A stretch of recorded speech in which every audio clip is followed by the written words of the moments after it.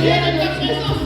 Quelques-uns de chèques et des sœurs. Quelques-uns de chèques et des sœurs. Quelques-uns de chèques et des sœurs. Oh, ton feu de force ce matin. Ton feu de force ce matin. Quelques-uns de chèques et des sœurs. Inonde, Seigneur, de ta présence. De ta présence.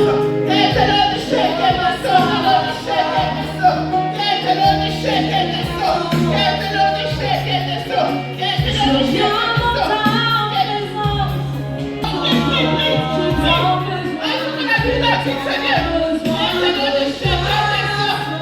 Quelques-uns de chèques et des sœurs.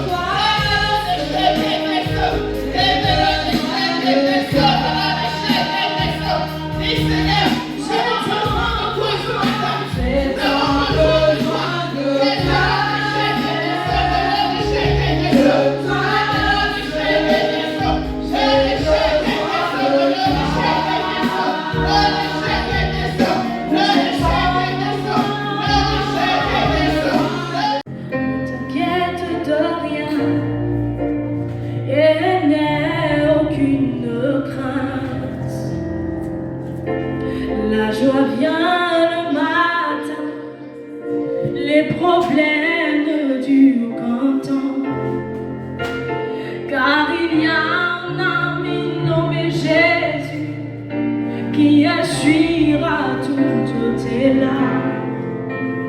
Et même si ton cœur est brisé, les mains et l'éclat, oui, je sais que je réussirai, et je sais que je résisterai, quel que soit ce qui arrivera. Ma vie est dans ses mains, quel que soit ce qui arrivera. Ma vie est dans ses mains. Avec Jésus, je le peux. Avec lui, je résisterai, quel que soit ce qui m'arrivera. Ma vie est dans ses mains, quel que soit ce qui arrivera. Ma vie est dans ses mains, oui je sais que je réussirai, oui je sais que je résisterai, quel que soit ce qui arrivera. Ma vie est dans ses mains, quel que soit ce qui arrivera. Ma vie est dans ses mains. Avec Jésus, je le peux. Avec lui, je résisterai, quel que soit ce qui arrivera. Ma vie est dans ses mains, quel que soit ce qui arrivera. Ma vie est dans ses mains. Et même quand les épreuves semblent avoir le dessus, parents et amis sont très très loin de toi. Souviens-toi de ton ami Jésus qui essuiera toutes tes larmes. Et même que ton cœur soit brisé, lève-les.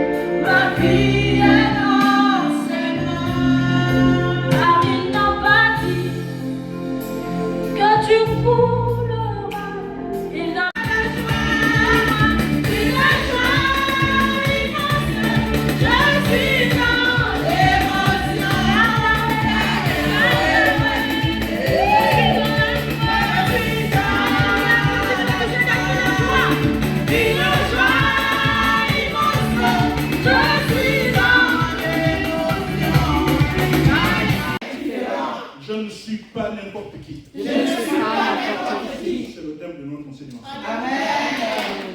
Voilà pourquoi je disais que vous êtes dans l'esprit. Vraiment, nous sommes dans l'esprit. Je vais descendre les slides.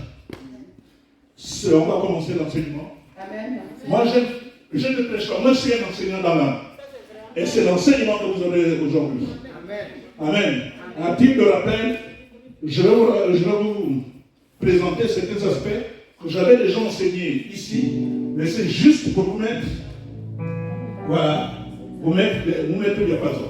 Amen. Nous avons, je vais demander à la chef Chantal, à la sœur Chantal, de nous lire la parole de Dieu dans 1 Thessaloniciens, verset 3. C'est 3. 1 Thessaloniciens 5, verset 5, 23. Voilà. Que le Dieu de la paix lui-même vous fasse vivre totalement pour lui. Qu'il garde toute votre personne, Oui. votre esprit, votre âme, Attends. Qu'il garde quoi? votre esprit, Qu'il garde quoi? votre esprit, votre âme Il garde toute votre personne. et votre corps. Après, il cite. Il commence par, Votre esprit, ensuite, votre âme ensuite il termine. et votre corps. C'est très important. Il faut suivre cela. Vous savez, là, je vous donne le fondement de la chrétienté. Si vous n'avez pas compris là, il faut revoir tout à la base. L'homme est esprit. Quand Dieu nous a créé, il nous a créé esprit. Il nous a créé esprit. Il a dit, faisons l'homme à notre image. L'image, Dieu est esprit, donc l'image de Dieu, c'est l'esprit. Ensuite, il a pris de la terre et il a façonné l'homme. Voyez-vous? Pour que l'esprit vive, pour que nous puissions vivre sur cette terre, il faut un corps. S'il n'y a plus le corps, on est illégal. On n'a plus le droit de vivre sur cette terre. On est parti.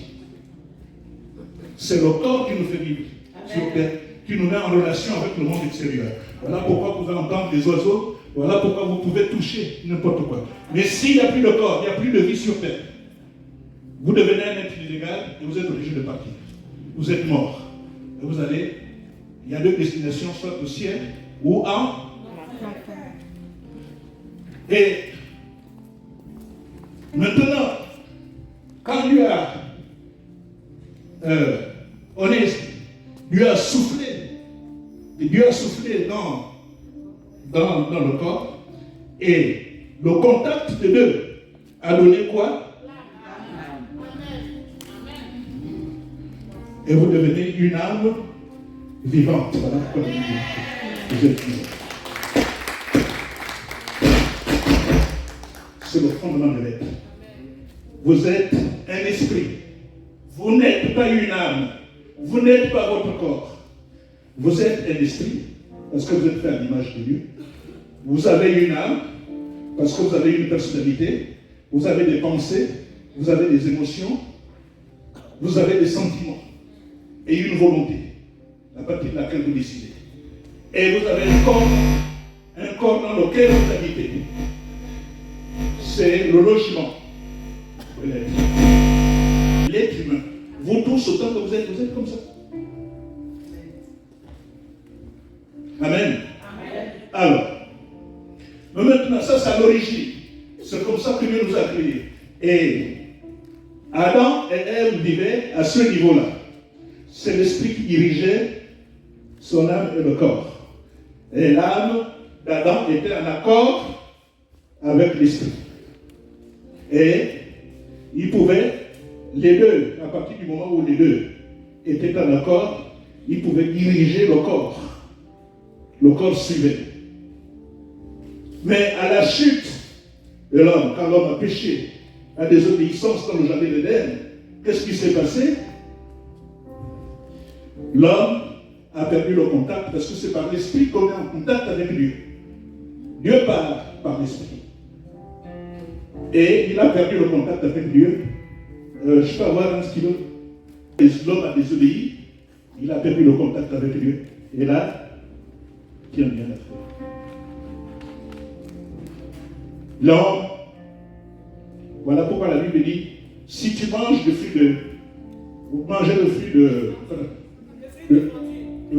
l'arbre de la vie et de la connaissance, tu mourras. Et Adam est mort. Il n'est pas mort de mort physique, mais son esprit est mort. Son esprit est mort. Donc, Adam vivait maintenant à partir de son âme et de son corps. Amen. À partir de son âme.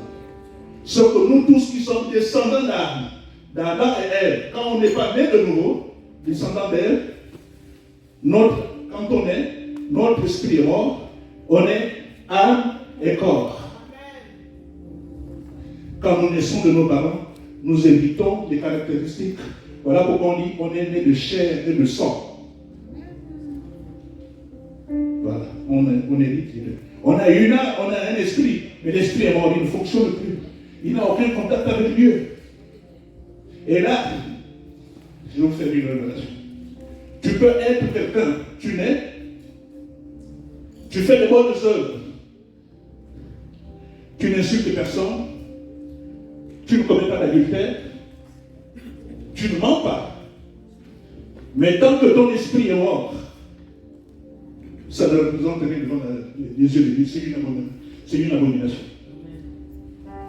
C'est une abomination.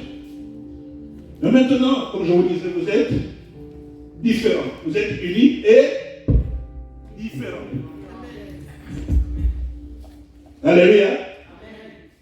Alors, mais maintenant, donc, Adam et Ève chassaient du jardin à cause de ce péché-là.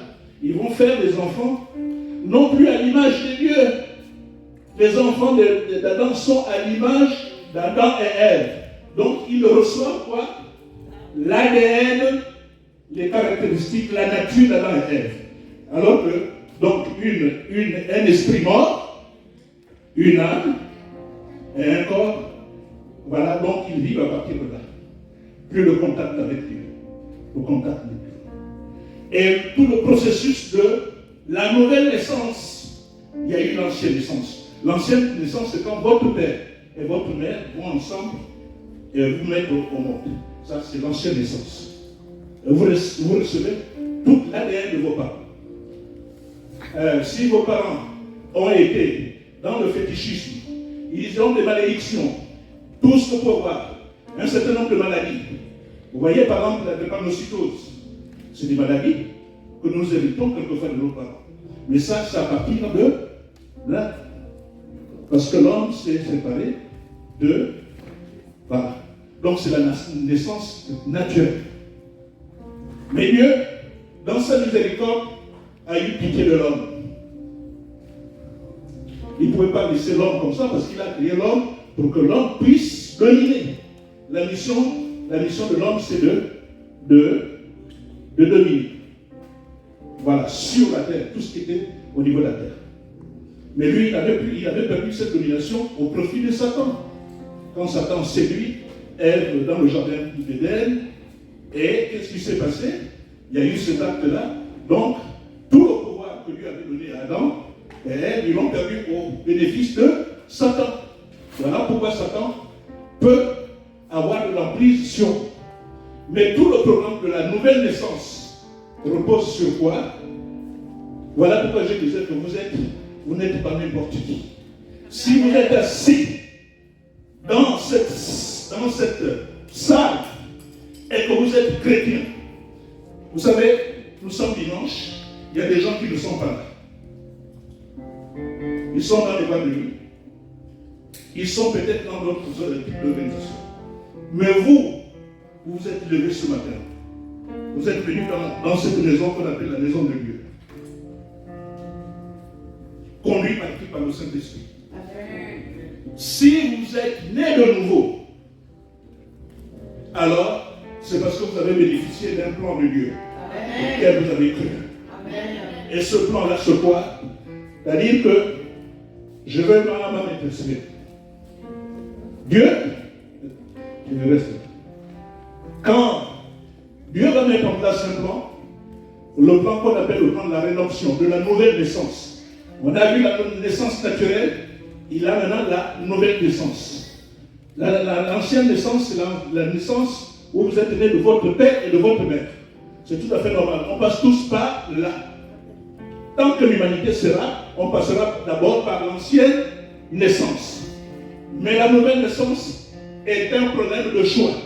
Encore que, il y a la parole de Dieu qui dit, c'est Dieu lui-même qui nous appelle. Parce qu'on ne peut pas venir à Dieu si Dieu nous a pas appelé. Il nous appelle et il nous établit. C'est comme un aimant. Voyez-vous? Alors, Dieu, qu'est-ce qu'il va faire? Il va mettre en place un plan pour sauver l'homme de cette domination diabolique. Pour ramener quoi? L'homme au statut qu'il avait avant. C'est-à-dire où il vivait à partir de l'esprit. Où l'esprit était vivant. Mais là, nous avons un esprit vivant. Qu'est-ce qu'il va faire? Il va travailler au niveau de l'esprit. Il va mettre en place un plan à deux niveaux. Le premier plan, c'est de vivifier, donner une vie à l'esprit qui est mort. Il va ressusciter cet esprit. Et cet esprit va, donc on va maintenant hériter d'un nouvel esprit. Et un esprit vivifié. Vas-y. Amen. Bien, voilà. Amen. Tu peux aller t'asseoir. Vous voyez, l'homme revient. Et à partir de là, c'est ce qu'on appelle la nouvelle naissance. Notre esprit, on revient à l'étape originelle où nous étions dans le jardin, où Adam et Ève étaient dans le jardin d'Éden avant de pécher. Ils avaient un esprit, donc l'esprit reprit vie. Et une âme et un corps. Donc on revient à la situation initiale. À partir de ce moment, Dieu ne nous laisse pas là, il ne s'arrête pas là. Qu'est-ce qu'il va faire? Donc l'esprit, à partir de l'esprit, voilà pourquoi la Bible dit que toutes choses sont devenues nouvelles.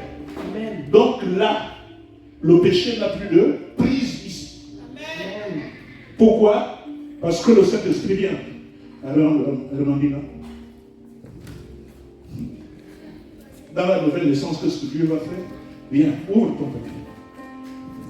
Le Saint-Esprit, l'Esprit de Dieu lui-même, va venir, quand vous acceptez Jésus en tant que Seigneur et Sauveur, votre esprit est vivifié, vous êtes constitué, mais il ne vous laisse pas seul. Il vient, il vous adjoint, le Saint-Esprit vient habiter à l'intérieur de votre esprit. Voilà pourquoi je vous disais tout à l'heure que vous êtes unique. Et que vous n'êtes plus n'importe qui. Amen. Voilà. À partir de ce niveau, vous savez, vous êtes né de Dieu. Vous n'êtes plus né de la sémence d'un homme. Vous avez été né d'un père et d'une mère. Vous avez accepté Jésus. Qu'est-ce qui s'est passé? On vous a, à partir du moment où Dieu a vivifié votre esprit, il vous a enlevé du royaume, parce qu'on vit dans une juridiction, c'est-à-dire que dans un pays, on était dans, je vais simplifier, le royaume c'est comme un pays. Vous étiez dans ce pays-là où il y avait tout le mal, les consommes. Et Dieu, qu'est-ce qu'il vous a fait? Il vous a racheté. Et nous a racheté à quel prix? C'est au prix du sang de Jésus. Amen. Amen. Il n'y a aucune monnaie au monde de cette époque ou de l'époque actuelle ne pouvait être capable de racheter l'humain. Il a fallu le sang de Dieu lui-même. Amen. Amen. Jésus est venu. Vous savez pourquoi je vous dis ça? Parce que nous les chrétiens, on exalte trop le péché. On est tout le temps dans les malédictions. On est tout le temps dans des choses qui ne glorifient pas Dieu. Si Jésus est venu sur cette terre, Jésus est Dieu. Il s'est dépouillé de toute sa divinité. Amen. Il est venu, il a pris un corps humain. Pourquoi? C'est pour faire un bloc avec nous. Amen. pour faire bloc avec nous. Quand on est faible et qu'on n'y peut rien, Jésus est venu lui-même pour prendre notre place. Amen. Il est venu prendre notre place. Amen. Toute l'humanité, vous savez, avant nous, il y a eu des grands hommes que vous connaissez. Moïse, Abraham, David, Salomon, Paul, Pierre, et consorts. Tous ces gens-là qui nous servent d'exemple dans la Bible, personne n'a été à la hauteur. Tous ont péché. Tous ont péché. Donc il fallait un sang immaculé, c'est-à-dire un sang où il n'y a même pas une goutte de péché. Amen. Parce qu'à partir de notre naissance, nous sommes nés dans le péché. Et nous devons mourir dans le péché. Mais Dieu est venu. Amen. Donc pour nous sortir de là, donc à partir de notre esprit. Et le Saint-Esprit, quand on dit, le Saint-Esprit vit dans, voilà, notre corps est le temple du Saint-Esprit. Ce n'est pas le corps physique. Parce que c'est un corps mortel. C'est là où est cloué le péché. Vous savez comment on appelle le corps en hébreu? Bazar. C'est un bazar. Le corps, c'est un bazar. Frères et sœurs, si vous retenez cela, Amen. j'ai le devoir de les nourrir, de les vêtir, de les scolariser, de faire un certain nombre de choses. Même quand ils m'élèvent. Vous savez, moi je travaillais parce que j'ai arrêté, je me suis orienté vers autre chose. Je travaillais dans les quartiers difficiles, au contact des drogués. Quand la police venait prendre certains enfants dans les quartiers difficiles, la mère sait que son enfant, regarde l'immeuble était dealer. Mais quand la police vient faire la rafle, elle pleure. Mon enfant. C'est quoi? C'est le sang, c'est la filiation. Et ce sang, cette filiation, c'est ce que nous avons avec Dieu. Amen. Notre Père qui est dans les cieux. Amen. Que ton nom soit sanctifié, que ton règne vienne, que ta volonté soit faite sur la terre. Amen. C'est notre Père. Amen. Et Jésus a ouvert la route. Vous savez, il y a tellement d'avantages dans le sacrifice de Jésus. Avant, dans l'Ancien Testament, le temple, le tabernacle, au niveau du temple, c'était à 3 niveaux. Il y avait le parvis. Le parvis, c'était là où tout le monde pouvait venir. Il y avait le lieu saint. C'est là où il y avait les prêtres. Et il y avait le lieu très saint. C'était découpé comme ça. Toi, tu es au parvis, tu ne peux pas venir au lieu saint. Et au lieu très saint, il n'y avait qu'une seule personne qui arrivait là-bas. C'est le souverain sacrificateur. Une seule personne qui pouvait être dans la présence de Dieu et une seule fois par an. Mais Jésus est venu le jour quand il a été bien. Alléluia. Amen. Jésus est venu sur la croix. Il a dit tout est accompli. Amen. Et le rideau qui séparait s'est ouvert. Et il nous a donné la présence, il nous a donné l'ouverture directement sur la présence de Dieu. Donc, je peux maintenant aller dans la présence de mon Père. Amen. Directement. Amen. Je n'ai plus besoin d'intermédiaire. Amen. Même quand je pêche, Amen. je ne fuis pas. Alléluia. Amen. Je suis là, je vais à la présence de mon Père. Amen. Amen.